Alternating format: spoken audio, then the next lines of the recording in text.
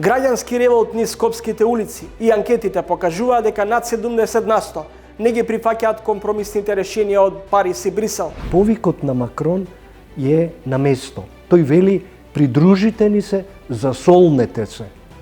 Лошо е да бидеме оставени еден на еден. Македонија, Грција или Македонија, Бугарија сега. А Пасиев, што мислите, он случајно се сретна со рускиот амбасадор? Неодамна случајно изјавува за Евроазиската унија и така натаму. Макрон ни порачува: него губите јазикот и македонскиот идентитет. Втора шанса, кој знае кога.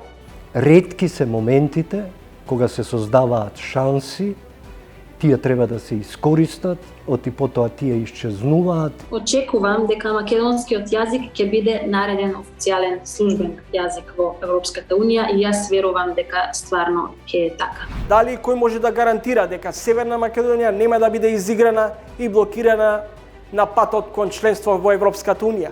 Нам ни треба да го премостиме тој анимозитет кон Бугарија кој постои. Нашата македонска нација се развивала и во конфронтација со бугарската. Трилинг, петок, 20 часот и 45 минути.